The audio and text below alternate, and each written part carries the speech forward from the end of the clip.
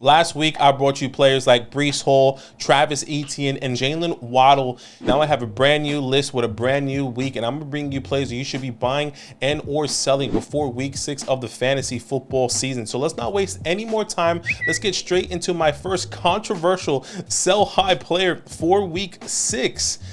RB5 currently on the season, that is Kyren Williams. Look, he has been great so far. Clearly one of the best waiver wire pickups of 2023 outside of his teammate in Puka Nacua, who has the upside, right? And this he's doing great. Both of these guys are doing phenomenal. Now, oddly enough, I am bringing you Kyren Williams on a down week, right? He did play the Philadelphia Eagles, who currently give up the least amount of points to the running back position. He scored under 8 fantasy points, but I don't believe anyone is actually panicking on Kyren with them knowing the expectations going into week 5. What I do want to bring is what I believe could limit his upside in the coming weeks and maybe for the rest of the season. That is Cooper Kupp. We saw for the first time everyone on the field: Cooper Kupp, Puka Nacua, Kyren Williams, Matthew Stafford, and who was hurt out of everyone there? It was Kyren Williams. Yes, there are two sides to the coin. I do believe this offense is going to be going back to what Sean McVay loves to do, and that is to sling the ball.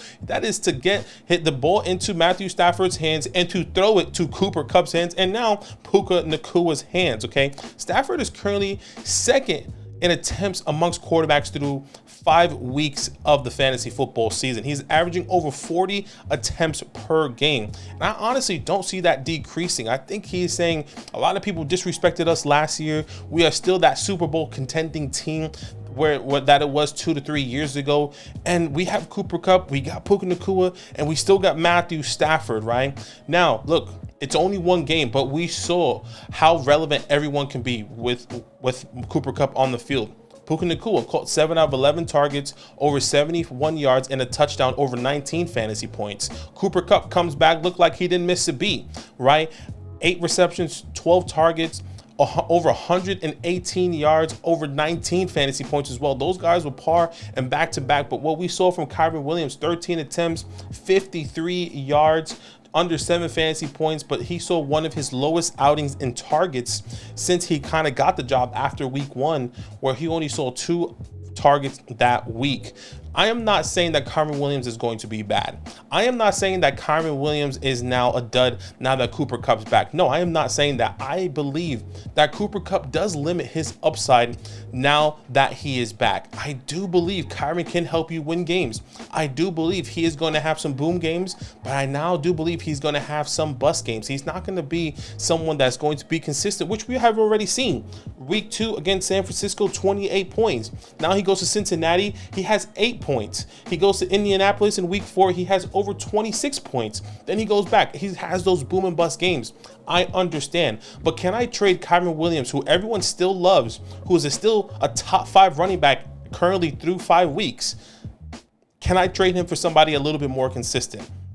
Now, I'm going to be bringing you players that I would want to trade for if I gave away Kyren Williams. So here are a couple players that I do believe that are maybe flying under the radar, or not having the best performances so far, but you honestly probably drafted in the top 2 rounds, top 3 rounds of the NFL, of your NFL drafts, right? And that is someone like Tony Pollard, who I do believe can easily be a top 5 running back long term. Or Josh Jacobs, who's getting his feet underneath him finally so far, as we saw this past week on Monday Night Football. Kenneth Walker, who has been a top 5 running back as well, coming off of a bye week. Breece Hall, who just had his breakout game against the Denver Broncos. I even think you can get more if you get Breece Hall in a little bit more, which sounds crazy. Maybe I'm overthinking it. What about Travis Etienne, like I told you guys to trade for last week? What if you need a wide receiver in a Devonta Smith? Maybe you're struggling at wide receiver, or a CeeDee Lamb as well. A Justin, it sounds crazy. Maybe you're 4-1, and maybe you can breathe a little bit. But can you send Kyren Williams to a team that has Justin Jefferson, that needs to win now, right? And he's struggling at the running back position, and now Justin Jefferson goes down. Can you get Justin Jefferson, put him on your IR?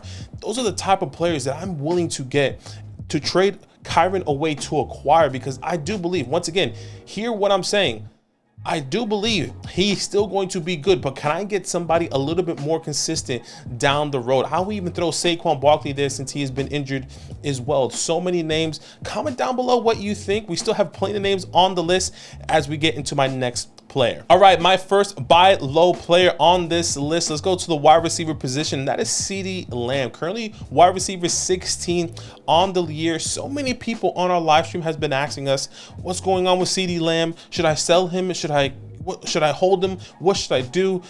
You need to relax. He hasn't been that terrible. And what is the context of these games when you think of CeeDee Lamb and what he's been doing? Yes, week 1 against the Giants, 11 fantasy points, right? We saw that, but that was in a rainstorm, so nothing really happened. Week 2 against the Jets, they won 30-10. They really didn't need him, but that was his biggest fantasy point game that week. Caught 11 out of 13 targets, over 143 yards, and over 24 fantasy points. Week 3, I would say this is the game that CeeDee Lamb could have been utilized a little bit more, a little bit better. Maybe Dak Prescott could have performed better, and or CeeDee Lamb, where he only caught 4 out of 7 targets for just over 10 fantasy points. I also think that, the Cowboys were beside themselves when they were seeing the Arizona Cardinals come in and beat them. Anything can happen in any given week in the NFL, and I think this was a bad week for the Dallas Cowboys. Then you go to the New England Patriots in week 4.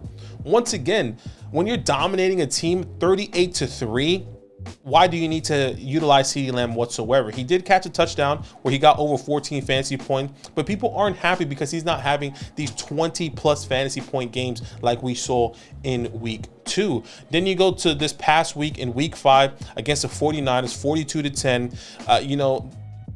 The 49ers are serious, okay? I don't care how many points they give up to the wide receiver position. I don't really care. This is a serious defense. This is a serious team, and they just didn't play up to par, and we saw that when they played against the San Francisco 49ers. But there are better days ahead for CeeDee Lamb. And so once again, so many people are panicking on CeeDee Lamb coming into week 6. But let me tell you, the next 4 to 5 matchups are phenomenal.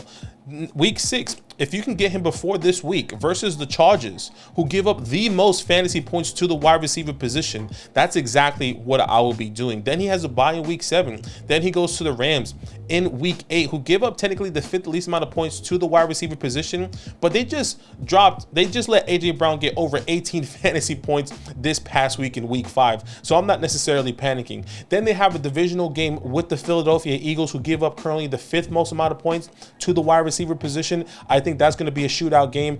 And then versus my beloved Giants, who give the 10th most fantasy points to the wide receiver position. They're going, if I'm not mistaken, back to Dallas. And this, we all know how CeeDee Lamb performs against the New York Giants. He's going to have a field day. So do not struggle. Do not hesitate. If you can buy CeeDee Lamb right now for any of these following players, I would 100% do it. And I love some of these players. Someone like a DJ Moore, who I love this year. He's a my guy this year, but CeeDee Lamb, I'm taking him every single day. A Hollywood Brown, who has been performing so well. Maybe you can send Hollywood Brown and someone else, maybe a little piece. What about a Chris Olave that you can send? A Calvin Ridley? Both of these guys I love, but I still rather have CeeDee Lamb long term. A Brandon Ayuk, a Jalen Waddle. Sounds crazy as well because he doesn't sound like a big name, but the way Adam Thielen's performing, he's a top 10, top 12 wide receiver currently so far.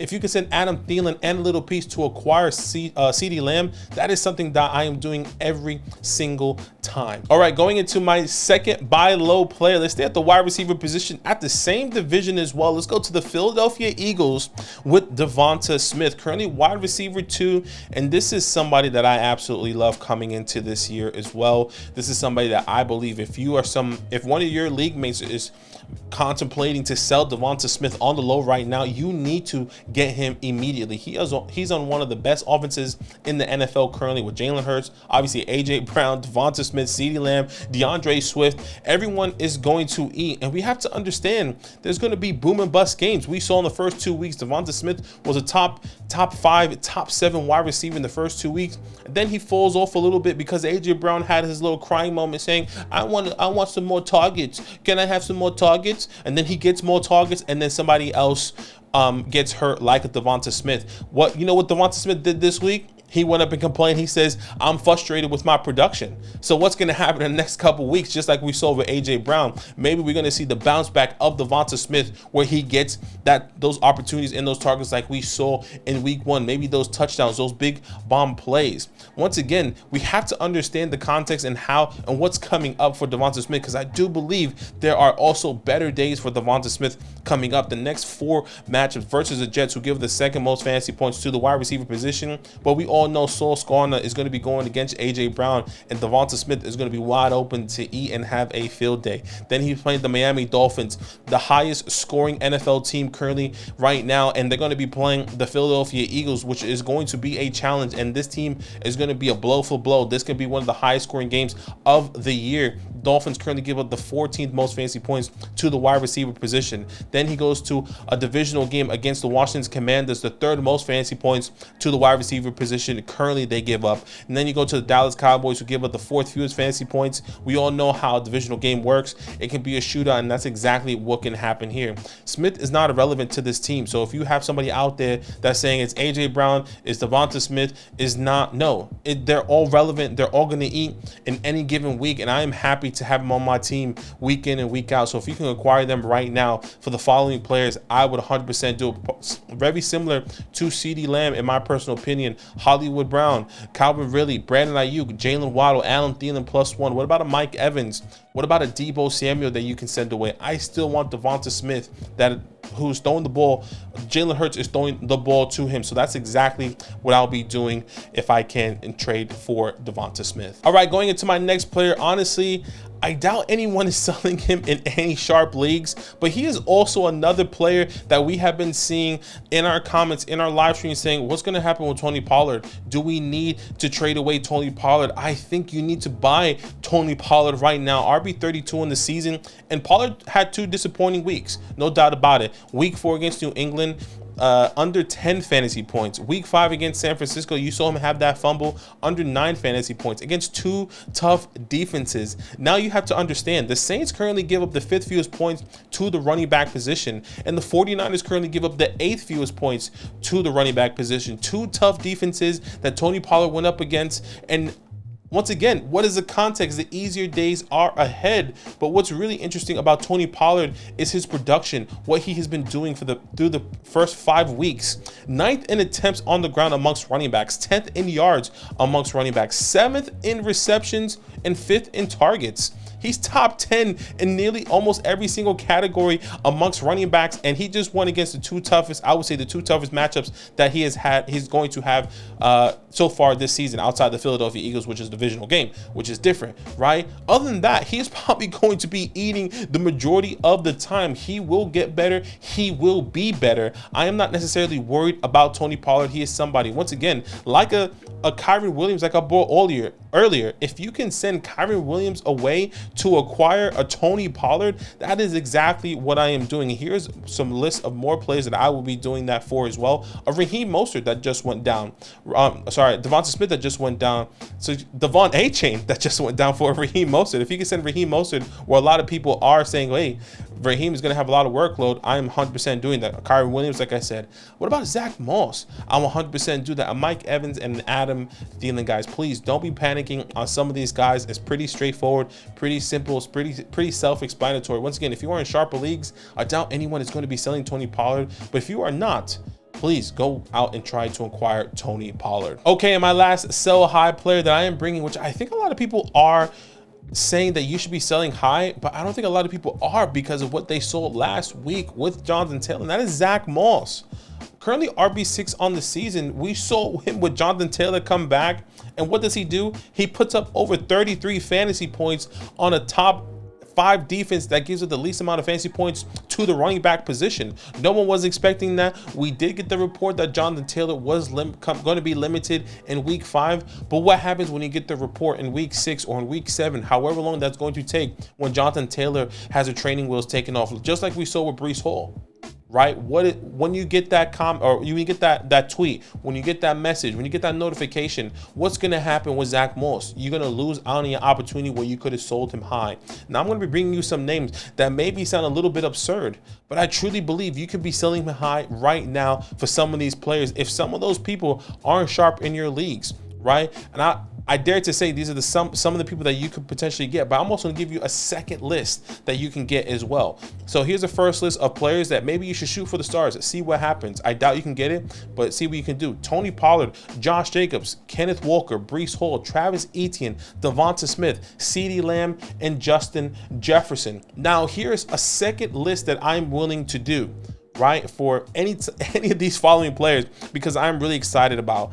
What about a Jacoby Myers, who has been phenomenal so far? That's the type of value I think you are going to be getting where when Jonathan Taylor gets his workload back, that's how fast he's going to fall. He's going to fall to Jacoby Myers. He's going to fall to a Christian Kirk. He's going to fall to a Tank Dell. He's going to fall to Jordan Addison, Zay Flowers, or Romeo Dubs. Those are some players. Can you get an Alexander Madison? Can you get a Rachaad White? Can you get a Jerome Ford? Those are the type of players that you should be trying to get right now for Zach Moss. And I know you're probably saying, how can I sell if you're a Zach Moss owner? How can I sell somebody who's currently RB6 that just dropped over 30 fantasy points? It's not going to last. It's not going to. You just paid Jonathan Taylor. He's one of the highest paying running backs right now in the NFL. And you're telling me Zach Moss is still going to have a massive part with Zach Moss? Absolutely not. Absolutely not. So guys, make sure you trade him away as soon as possible. Hopefully that is helpful. Comment down below with any comments, questions, or concerns. Trade comments or trade questions you do have. We're going to be answering every single trade question down below. And as always, guys, it's all love. Now that those idiots are done talking, who needs some rankings? Hell yeah, I need some rankings. Then use promo code LAND, L-A-N-D, for 30% off any membership at flockfantasy.com. Oh. It's so easy, even your grandma could scan that QR code right there.